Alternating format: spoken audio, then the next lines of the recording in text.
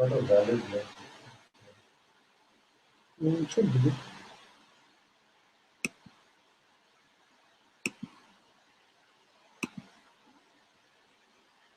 It's saying the link is not valid. Yeah. It's like sharing an advantage channel. The link you've given is sign in of Google account. Not that. I've sent it to you on a message on Facebook. Message. Ah. Uh,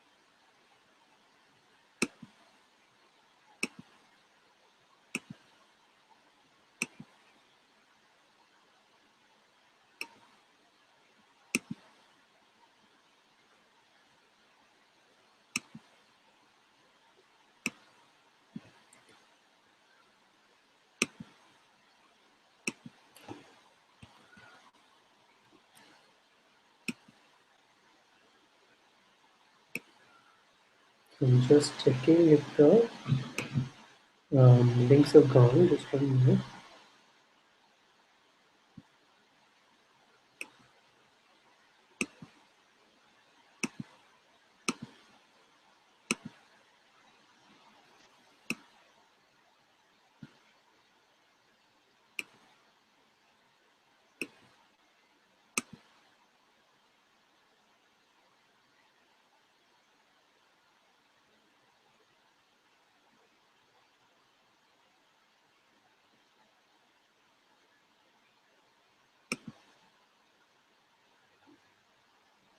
Jerome is here. Namaste. Namaste, Jerome.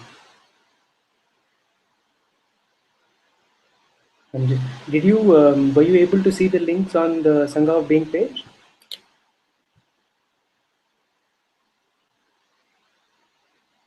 If Jerome can respond if he was able to see the links on the Sangha of Being page. I'm just checking because I'm not very sure that it's actually gone on the group chat, not the page.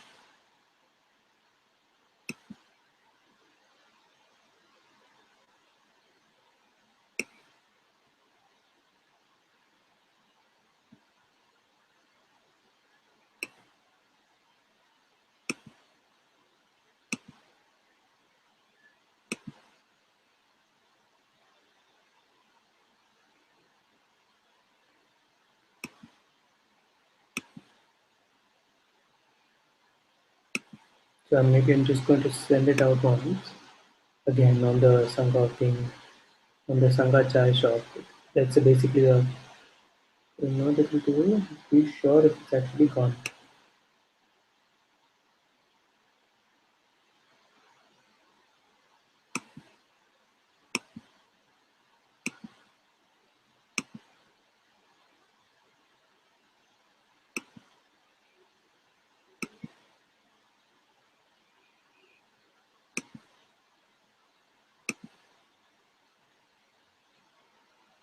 Oh, okay. So Jerome says I go direct on Hangout from email. Okay.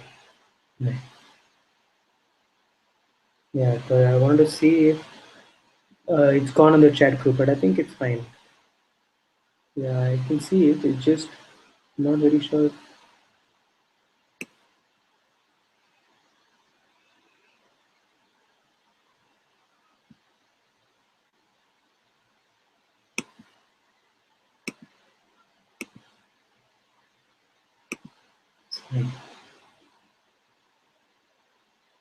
Okay, we'll start. Namaste, everyone. Very warm welcome.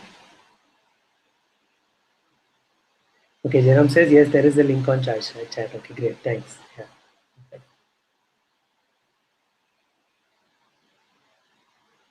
ममता जी की जय, मोदी जी की जय.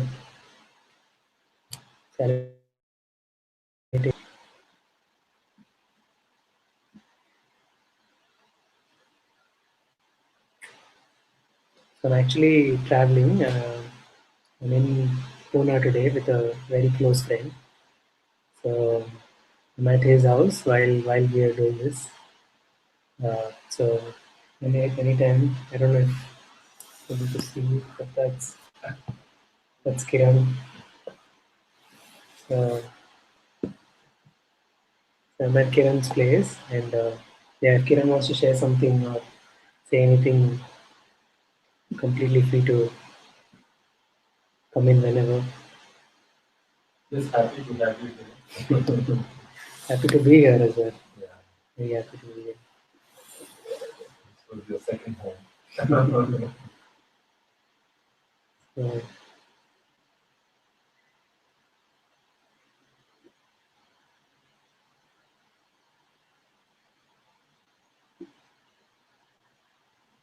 so I'm just gonna keep checking on YouTube if there are any comments. Okay, Nitya says, Namaste, I can hear you, but I don't have video, just a green screen. I don't know what can be done about that. Because I think the video is fine here, and I think Jerome can, yeah. Okay, Jerome says, I can't speak with the mic. Okay, okay, that's fine. Maybe you can just keep typing in. There's some problem with the mic?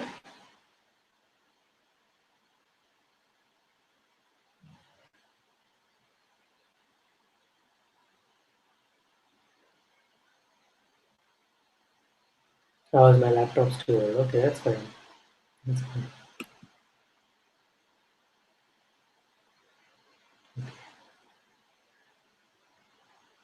Okay, Nitya says, can see now, all fine, great. That's good. Okay, same with the Hangout, same with the Father Hangout, I can never speak. Okay, that's fine.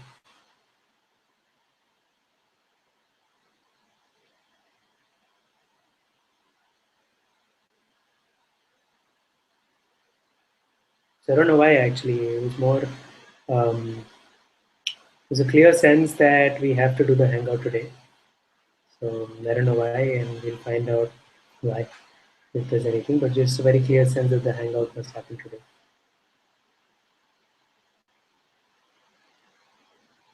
So I think we can stick to the same format. Although things keep changing. Yesterday we said we'd keep lend silence, but then there was a lot of conversations going on also. So maybe we can just let it flow and we can see how it goes today. My feeling is that we can be in silence for some time together and then see what happens from there.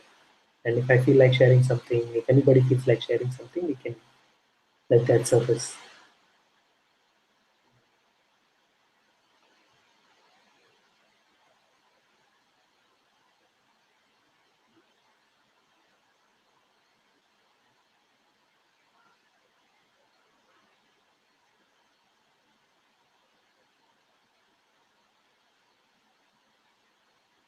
Nitya says mic is okay. Okay, okay.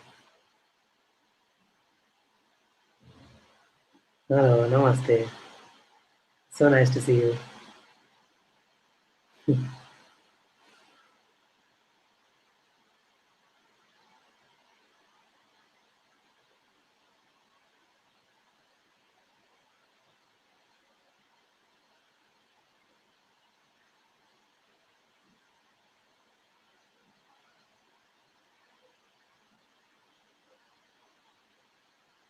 So if freedom must mean that your life will be guilt-free, regret-free, shame-free, um, sadness-free, or whatever, if freedom must mean that, then that in itself is a big condition that we've set.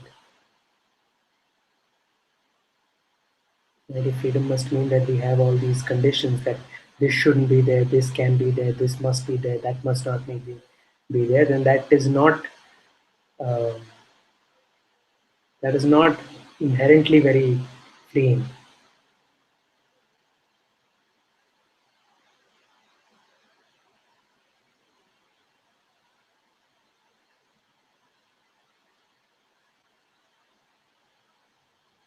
In fact, I feel the opposite of being free is being protected. I don't feel it's so much being bound, it's protected.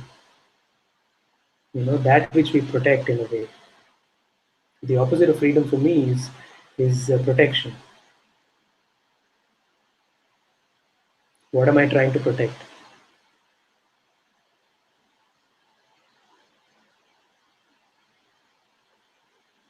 As Jerome says, at the best, it is a spiritual freedom, yes. The freedom is something that comes in the ground of freedom. The essence is there are no conditions. There are really no conditions.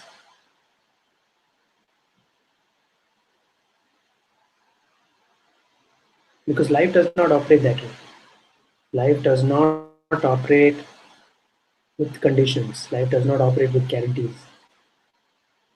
It's not in the nature of life to do that.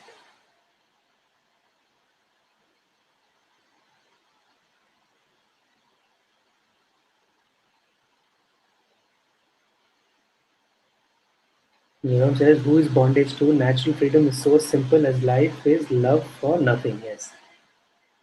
Yes, it's a very simple life. And I think that the simplicity of the life is what many of us misinterpret sometimes.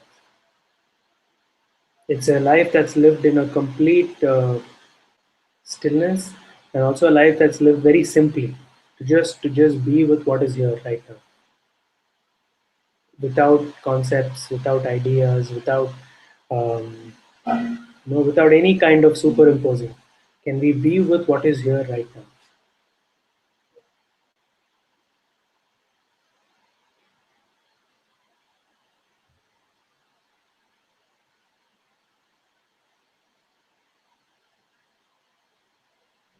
And that territory is so pure and it's so clean that the uh, mind can't go there actually. In the sense that as soon as the mind enters, it's a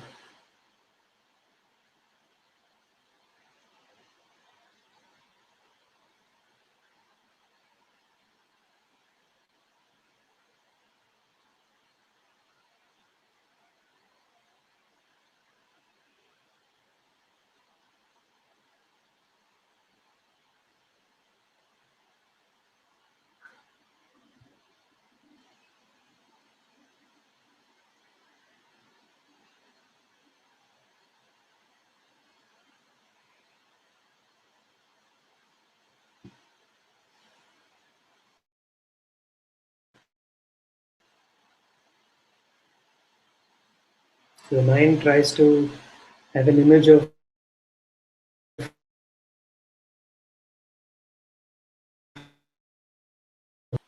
and tries to either keep replicating what has happened or either try to keep projecting. But just in the simplicity of now, there's no space for the limited mind, for the mind that is constantly repeating and projecting, repeating and projecting, repeating and projecting. If you notice, that's the nature of the mind. The nature of the mind is to keep repeating something, the old, the condition, what's happened, the past, or projecting something else.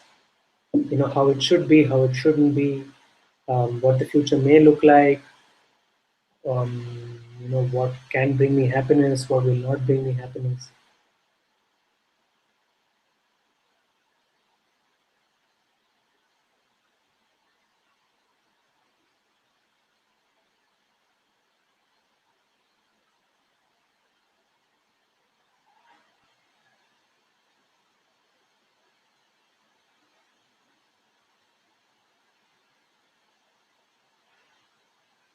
And I think it's a good inquiry to go into. Why does the mind try to keep repeating the past?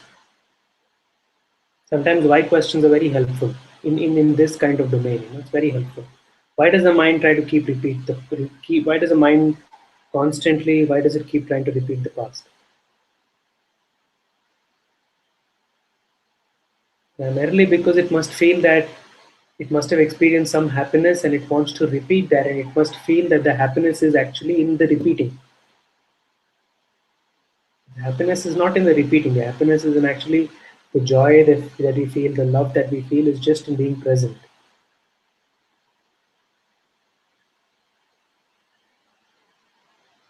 So Jerome says there's only one reference who cannot be compared with anything else.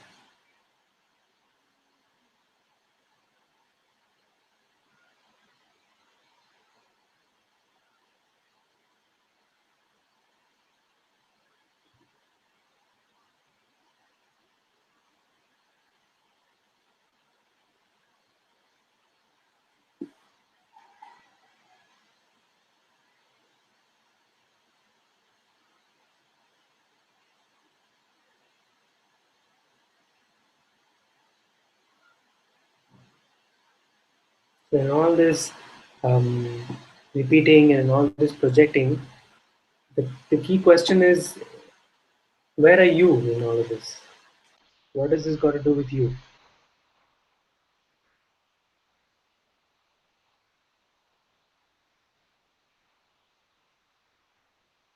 Right? Because Nitya is here. Namaste, Nitya.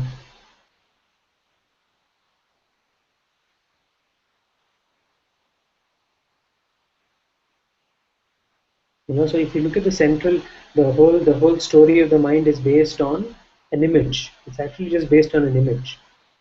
It's based on the fact that I was in the past, I will be in the future, and it's just around an entire image. It's an image of what you really are. But if you actually really examine, if you actually go to the root and really try to really examine and say, okay, whose story is this? Like, what has this really got to do with me? Because I'm here, right? I'm here as life. I'm here. I'm present. I'm in this instant. But this storifying, the imagination that's going on, very often it gets misconstrued to be what is real. So much so that sometimes we live in the interpretation, we live in the story.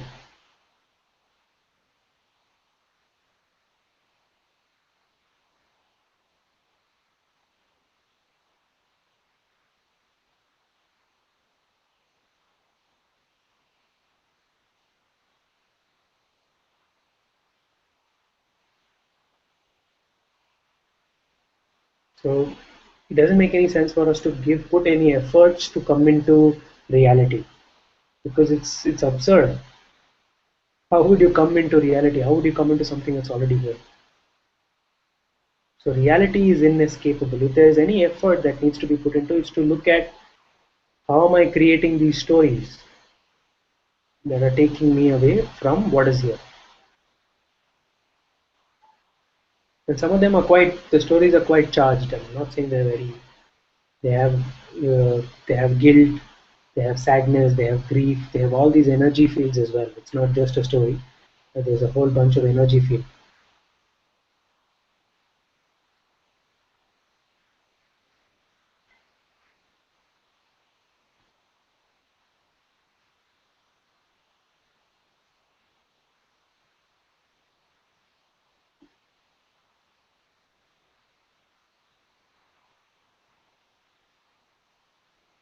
The key question is still this: if you've experienced a strong bunch of energies cannot do you, I mean, energies can't do you any harm. Whatever kind of energy it is, it's fine for the energy to come and pass by, whatever the field of energy is. But the reputation of that energy is born when we start attributing a story,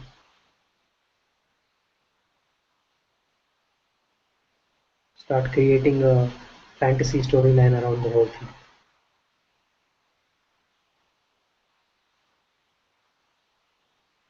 And it's just that it's a fantasy actually. Um, It's like all of us are writing our own comic book characters in a way in our heads about situations, about things, about people. None of them are really inherently true.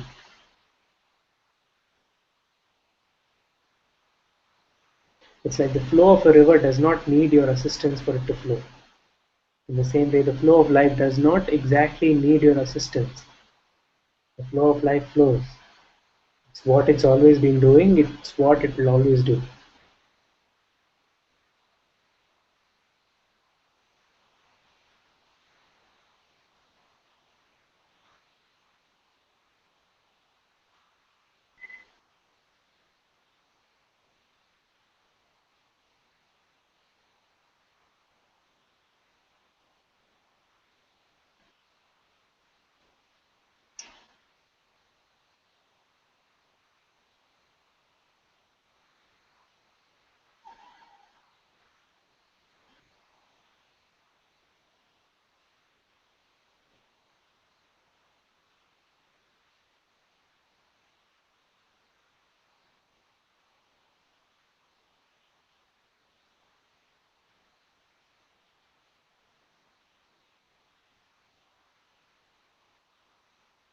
So, whenever the next time you're feeling a strong sense of being stuck, or you're feeling a strong sense of look at, okay, what's the fantasy storyline I'm creating here? It's a fun way to just look at it. It's like, okay, what's the fantasy storyline I'm creating here? And maybe initially you may not even feel it's a fantasy storyline. You may feel it's really my story. And then that's fine. So we can then just bring it in front of us and say, okay, like, okay, is it really my story? Okay, then let me look at it. And then you'll start really noticing that how it's not really your story because you are here, you're just here. And it's incredibly beautiful, like this, just here. And sometimes it's incredibly sad, and that's okay. You're here, you're just here. With sadness, with happiness, with joy, with peace. But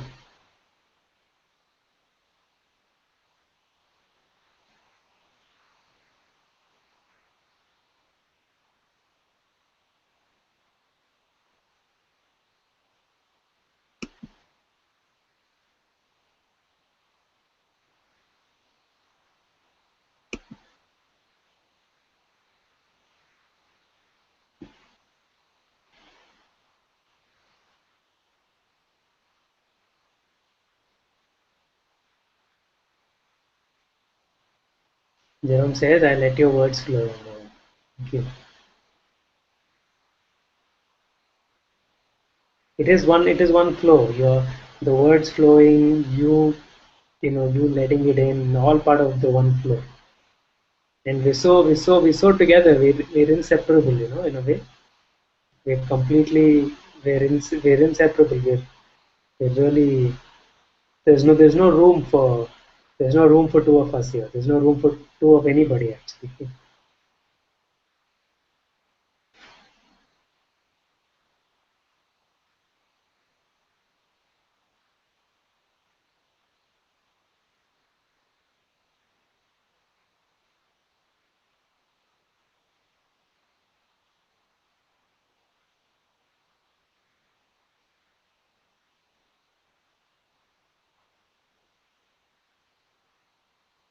Because you can't really say this on a dance floor. You can't go and say there's no room for two people. I'll do my dance alone. Because you need two people to do a tango. You need two to dance and all. So I'm saying in that sense, there's no.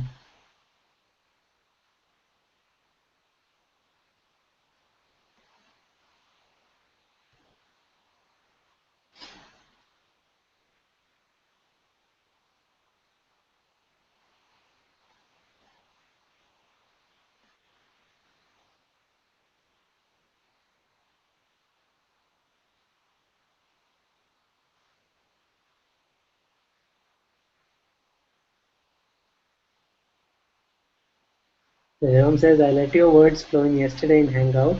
With father I wrote, God Romeo meet God Juliet, they became two. That's beautiful. That's true. That's true. And I feel like in every relationship, we were discussing this actually today. Is that in every relationship, it's also there are no two, and yet there are two. Each individual is so unique. Each human being is so unique. So when two people interact, like you and I are interacting, there are two people. There is something amazing about Jerome. There's something amazing about Nitya, and there's something about Ram, and in our interaction, in our exploration, they're two unique. There's such a unique quality too. So they, yeah, of course, so God Romeo meet God Juliet. It's one big play. It's one big flow. So there's no dichotomy. There's no difference.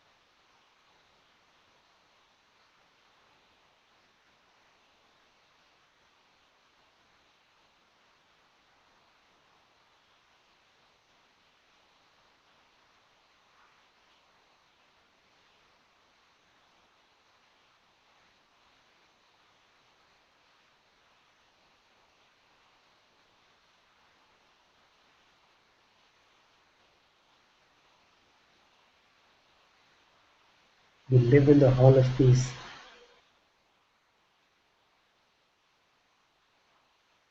the hall of peace, the hall of joy, the hall of love.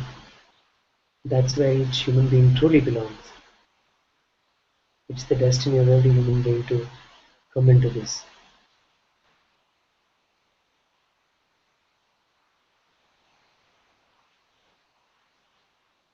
And nothing short of this will satisfy us.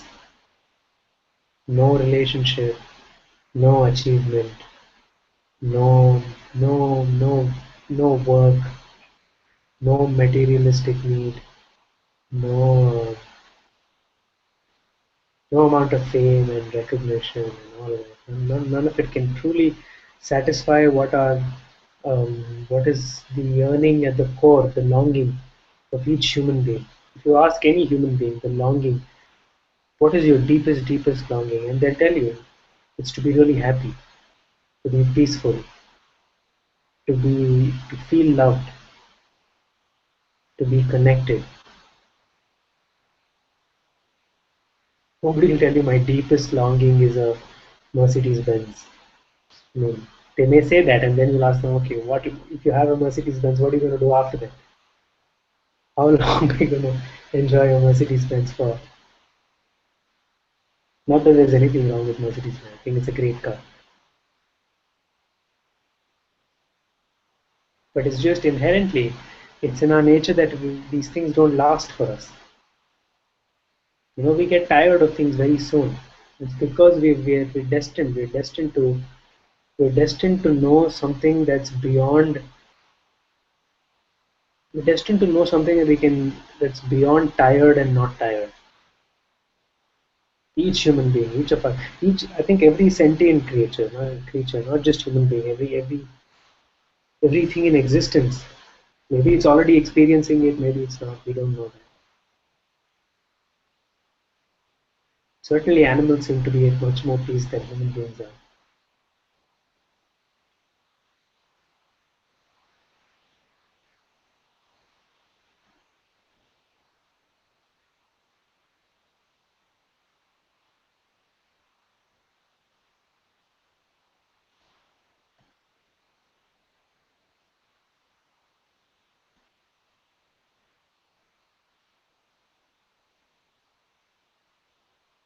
Sometimes when something is so natural, so natural, you don't even look at it twice. Something becomes so natural to you that you don't even look at it twice. And I feel we really don't open our eyes and see the kind of peace and quiet that's around us. The trees, the birds, life. Sometimes we just don't see because it's so natural, it's there always. But it's just such a quiet, there's such a peace.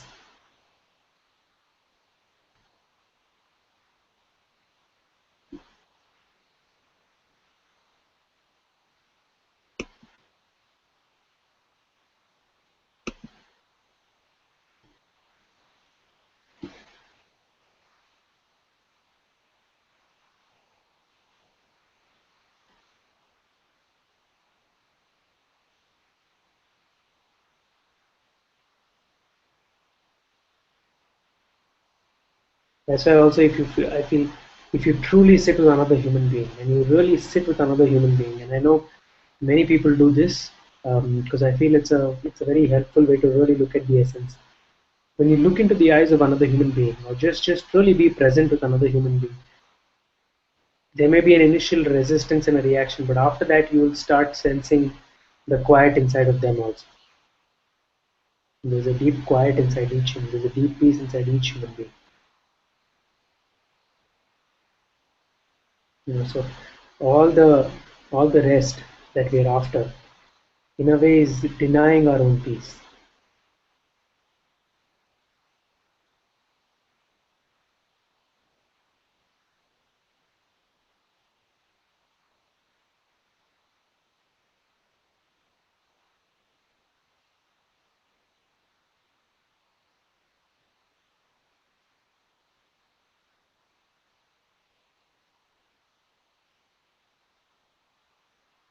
And we know this inherently, nothing inherently can satisfy us because if it could, then the people who really dreamt of building a company, they dream of building a company. And if they really built a good company, then they should be at peace. But you don't see them at peace. They build a big, good company, and after that, they try to do something else. Or say you have a soulmate and you really deeply love another human being, and you want to be with them, and say everything works out, and you and your soulmate get together and you get married and happily ever after. But is there really happily ever after? I mean, marriage is testimony to the fact that so many things go wrong in a way, so many fights and so many things happen. So even that really, is there really happily ever after anymore? You don't see two people really happily ever after these days at least. There's always some problem or the other. And it tells you something. It tells you the fact that it cannot be solved through another person, through another job, through um, another anything. Only you, me, Each of us inside of our own selves can do this.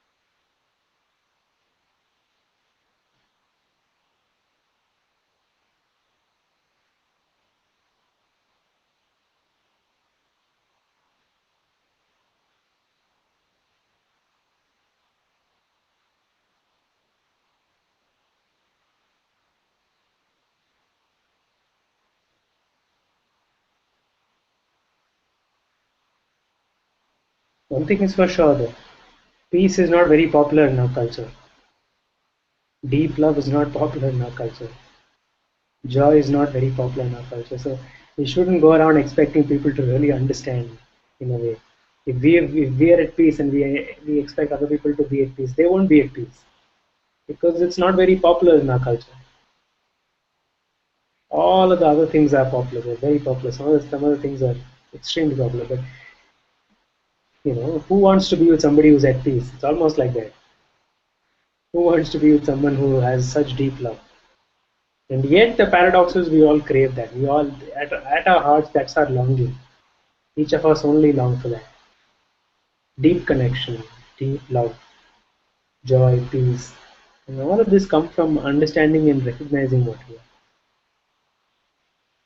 Jerome says loving shamelessly is so innocent. Yeah, absolutely. It's one of the great gifts of God to shamelessly be able to love and just truly love. Not to have an agenda, not to want something, not to expect something, but just love.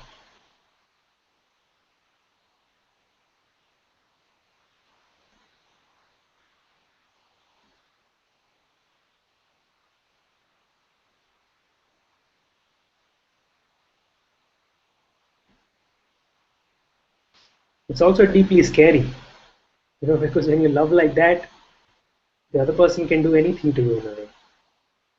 They can take advantage of you, they can manipulate you, they can break your heart, they can abuse you, they can do all of that. And yet, without protection, we hold on to love because love is the only thing that is pure. Love is what sanctifies. You know? So we can't do this for another person. We can only do it for us. We can only do it for what is true. We can only do it for love itself.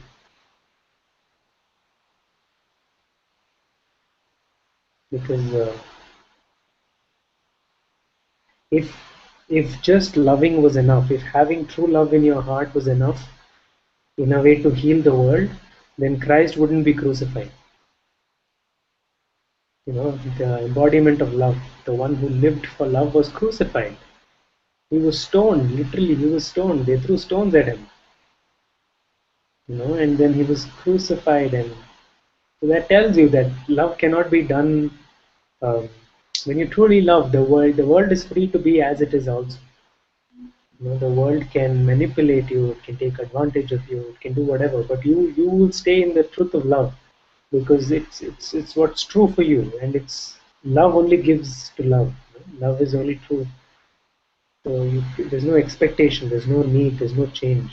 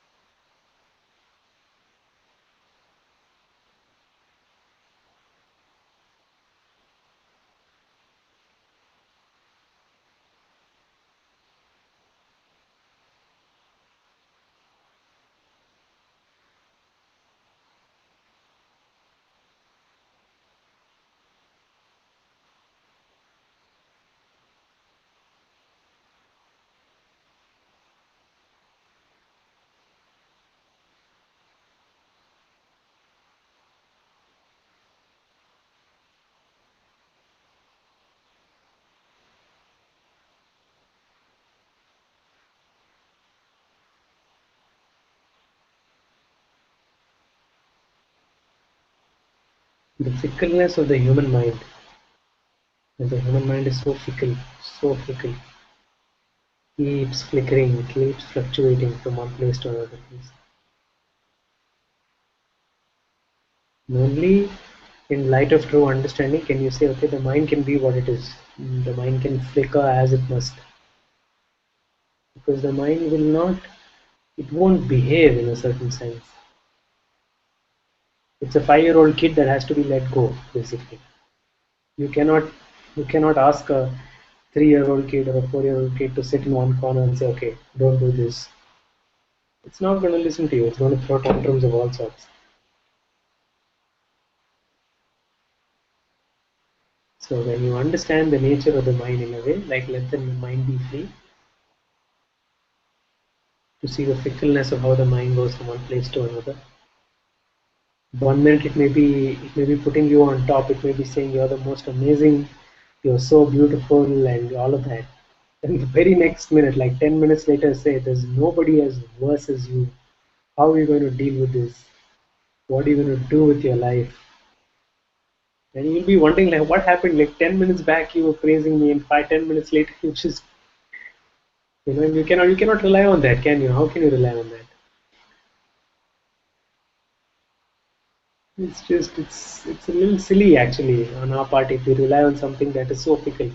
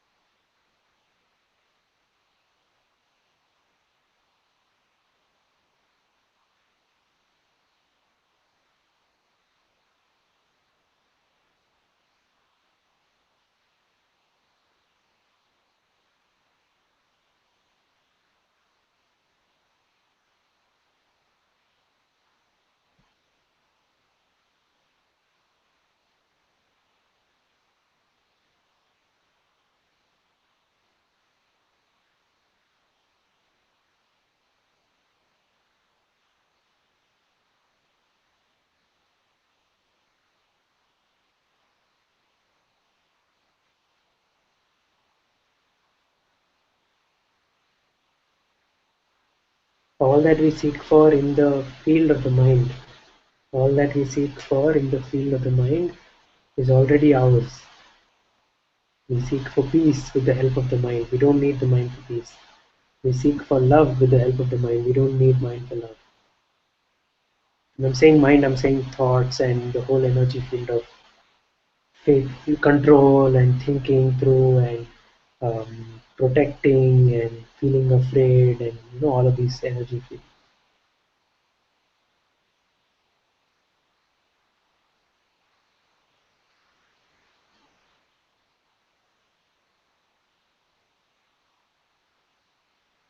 I remember, I think Father had said this in once of, I think in a group chat he had said, what good has the energy field of the mind what good has it ever done? Is it helped you love somebody? Has it made you give yourself completely to another human being selflessly? Has it made you throw yourself in sacrifice? Has the human mind ever helped uh, someone to be so joyous? I mean, these are things that our spirit needs these things. Our spirit is these things, and the limited mind cannot ever go there. So I really like it. Has the mind? What good has it done? Has it made you love somebody beyond yourself? Has it made you go in sacrifice? Has it made you do anything?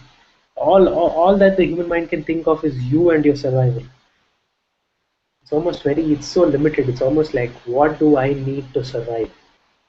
My survival, my needs, my wish, my desires, my that, my this. It's just exhaustive. My sadness, my grief, my this, my that, my space.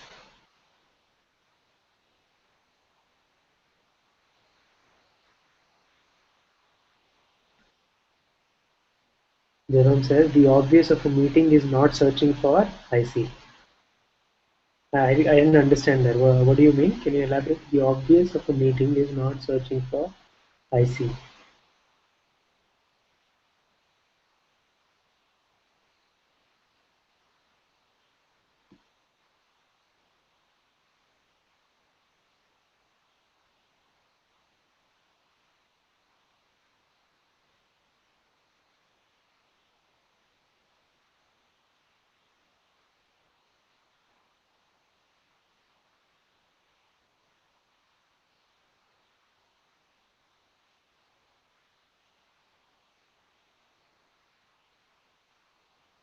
Yeah, it is not searching for relations or others. Yes.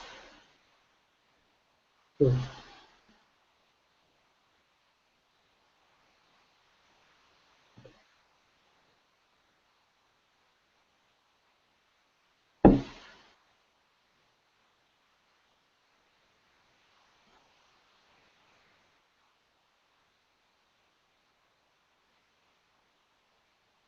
It seems to be like that, but meeting happens. Yeah.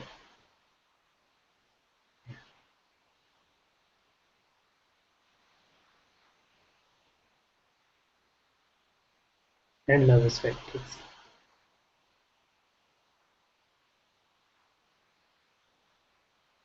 So okay, so it's a question what to do. Okay, so let me see if I understand. So the obvious of a meeting is not searching for. It is not searching for relations or others. It seems to be like that, but meeting happens and love is felt. That's totally fine, no? What you're saying, I think, essentially is that you're not looking for relationships. You're not going in to meet anybody, but very naturally you happen to meet someone, and there is a lot of love that's felt for that person. What do you do? Is that what you're saying?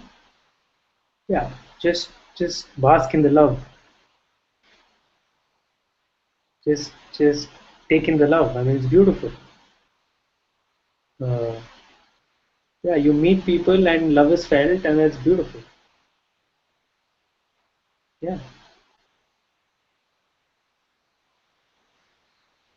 this is a little bit like going to a doctor and saying, "I'm feeling really healthy." The doctor is going to say, "Very good. I'm really happy for you." No, there's nothing. There's no problem.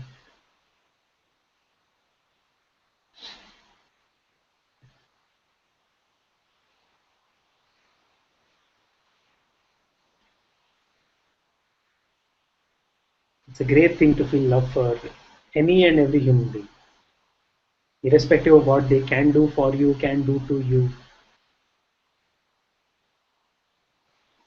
It's a rare one that feels that kind of love.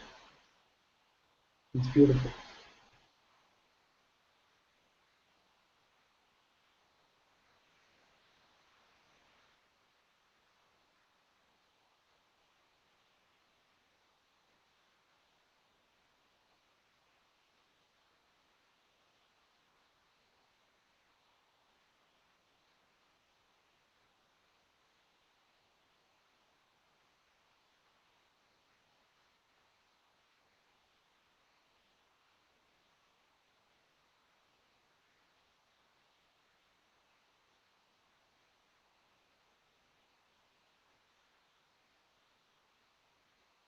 I feel there's one thing you can't have enough of.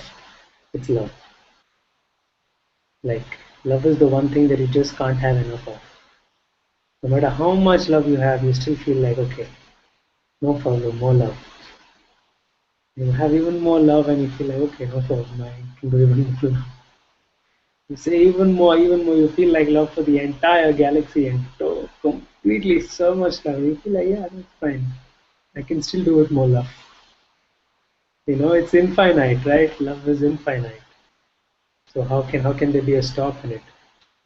How can there be a limit to it? So it's a little funny when we restrict our love just to a partner or just to a girlfriend or just to a boyfriend or just to a relationship, family, mother, brother. Because love is unrestricted. Love is just love. You feel such deep love for everybody. There's a deep sacredness in it. You may meet somebody on the street and you're talking to him and you just feel so much love. You don't know why, you can't even explain it, but you just feel love.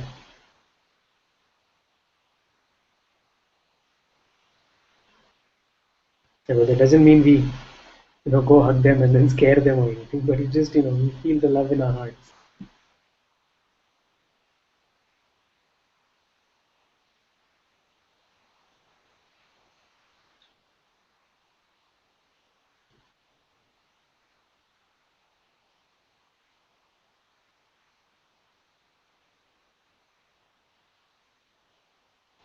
So Jayam says, sometimes I'm not kind or gentle, always.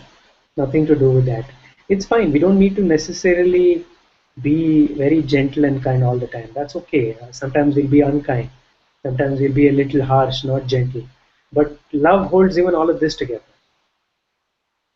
No, love doesn't make a condition. Love doesn't say that, okay, I'll only love you if you're kind. I'll only love you if you're gentle. No, love opens it all, right?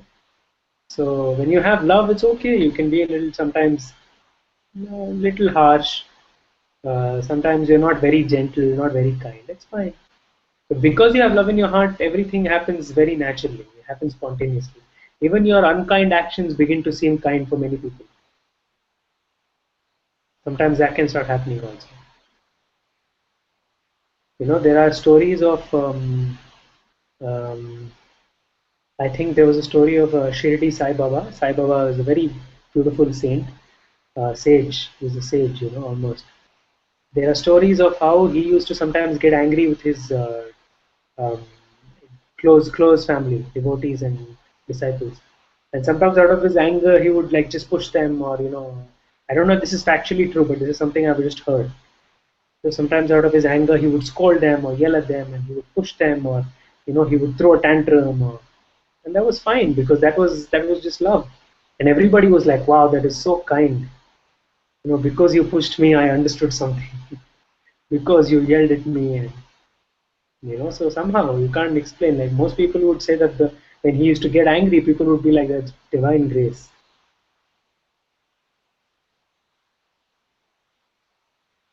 Yes, Shirdi the true one. Yeah, Shirdi Sai. So there are many stories of him where he's pushed somebody out of anger, some of his close devotees, or shouted at someone, or thrown something at someone, and that has gone on to become the most important part of somebody's life. They said that when Baba threw this at me, there was so much grace, or Baba yelled at me and there was so much. And again, I don't know if it's factually true, but I've heard stories where like this, and people have said that it's the most kind thing that any. So it doesn't look necessarily kind, but I'm sure it has a deep purpose, and it's because it's being born from love. It's fine.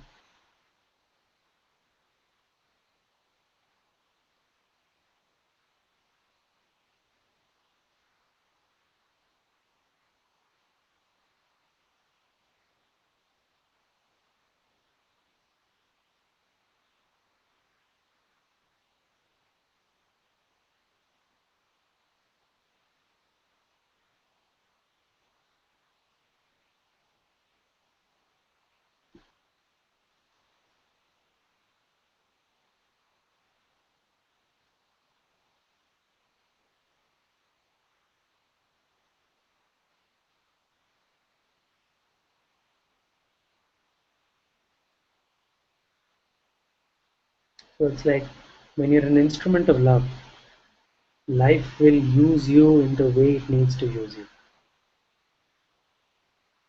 When we are an instrument of love, life will use us the way it needs to use us, in any direction, in any way.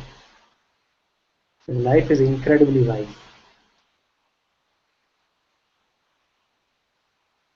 Life is incredibly wise.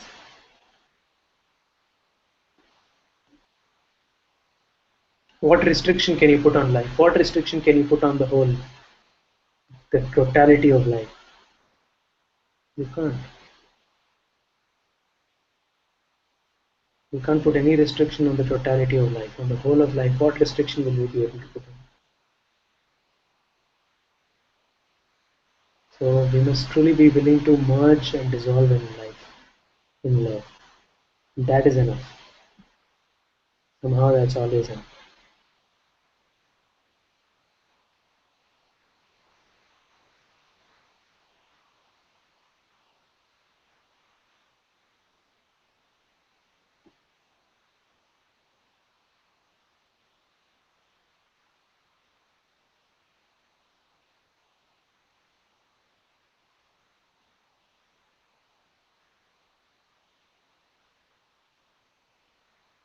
So again, when we love,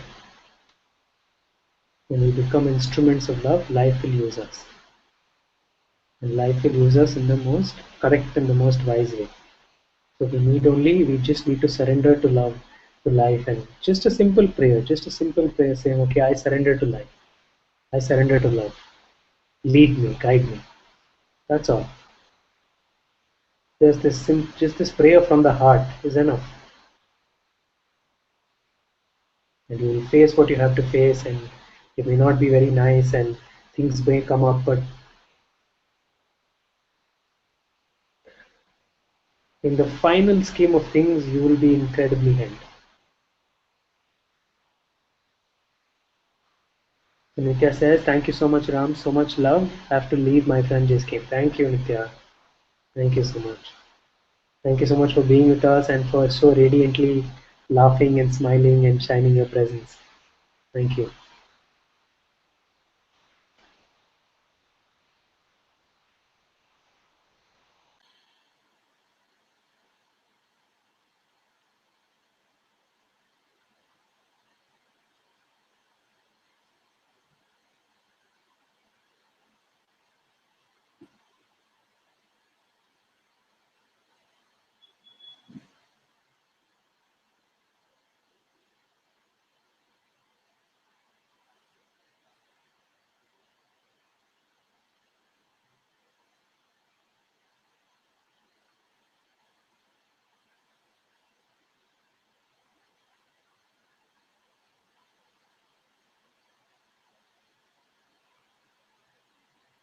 We are created in love. We are all babies created in love. We're being looked after.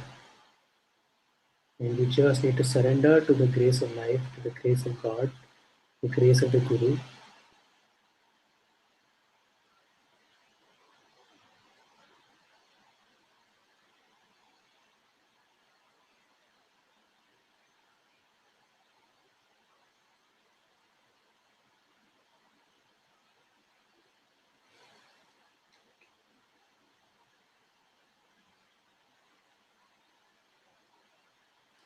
Jerome says this path is one of grace.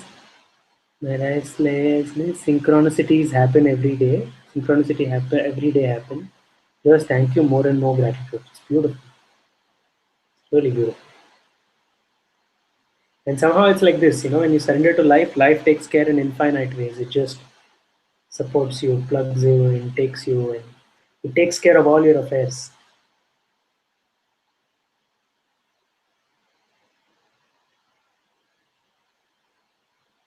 Thank you so much.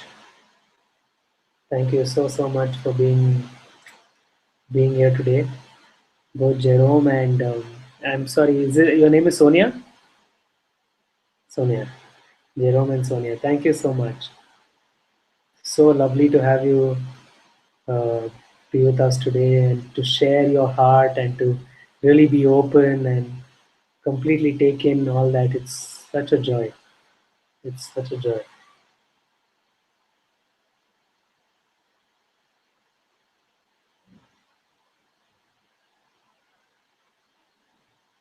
Thank you, Sonia. Yes. Says thank you so much, Grace. Thank you. Yeah. It's incredible. I feel very blessed to know both of you and to have you here and just to be able to have this opportunity to share and to learn and to uh, just be part of this whole great, great play. I think. Thank you. सद्गुरु अनंता जी की जय. सद्गुरु Muji जी की जय. May we be instruments of love and may we be guided by the force of life. Oh, someone just joined the call.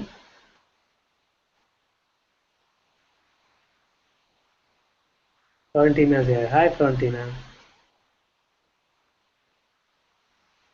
So nice, Hello, love. so nice to have you. Hey, sweetheart. We're just on our way out, and then we can notice I'm just homesick today, and I just saw your message, so I thought I'd come and say hi. So good to have you here. Love, you have space to look at something, or are you finishing now? Sure. I only caught the last few minutes of what you were saying. But I wanted to look because when I was in Bangalore last week with Father, I was also looking at these things like just moving in the flow and how beautiful my life is with that, and just feeling carried also by grace and by the master and all these things. Sorry. But then Father said something to me which just kind of pushed me even beyond. And he says, okay, but whose life is being carried? You know, like, watch this one also. It's subtle. This, my life is more beautiful now that I've surrendered, and this. And I feel like this guidance of surrender is so beautiful and so not in any way to be discarded, but I still feel there's a limitation. I'm not trying to say this to come in to be correct, but I'm also still looking at myself at this thing. I just felt to bring it to you. No, absolutely. I think it's a great point and it's really beautiful. And I think we were having a similar discussion yesterday when we were talking about peace and so I think Atma or somebody brought a very valid point. They said that so peace is not the be all end all of everything. Ultimately knowing what I truly am is the most important, and settling and staying in my own realization trumps everything else. Even peace. Because I feel from there it all comes anyway, perfectly. Yeah, exactly. So I think from what you're saying, you said from a relative perspective, it makes sense. In the sense of there's this body here, there's a mind here, and in that sense, there's a beautiful surrender and to go with the flow of life. But of course, from the absolute perspective that we are life, we are the flow of life, we are that which gives birth to life itself. The absolute emptiness. I don't know. Words kind of fail us, but I am that which is the complete the womb of creation in a way. So yeah, from that place, there's nothing left to be said. No words. So we just have to say, okay, pack up and go home. Basically,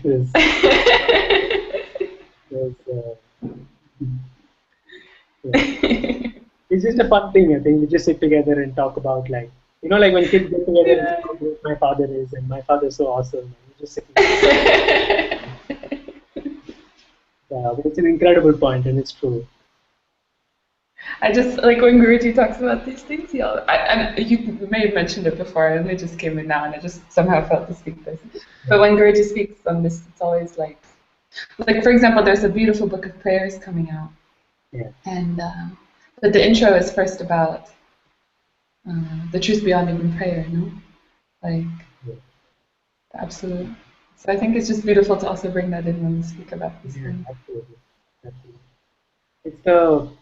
It's what the whole thing is. It's quintessentially about that. It's and somehow for me it's also about when it's so deeply into you, it's deeply embedded in your being, and then from there, yeah, I mean, it's like you share something, you share something.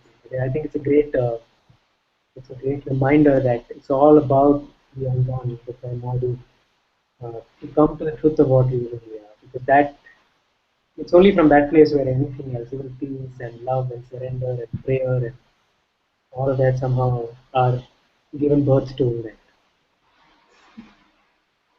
Thank you. It's a great one.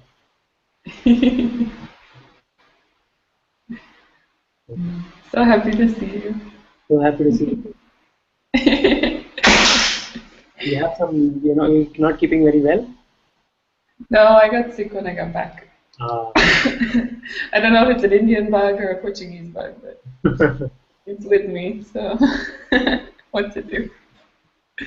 Yeah. But it's beautiful. I've been so happy actually. This time I've been sick. Yeah.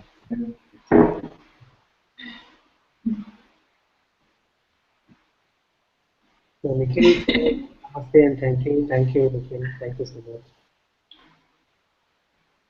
Thank you, everybody. Thank you, Florentina, for sharing at the end. It's really beautiful. Thank you, beloved, for the space. Yeah, thank you. It's pure joy to have all of you. Where there are no words needed, we are already there. And we are united there. So,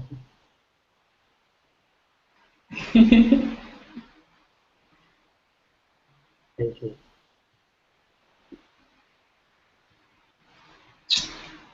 Bye. Ciao, ciao. Take care. Yes, thank you. Bye. You too. Bye. Ciao, ciao. Okay.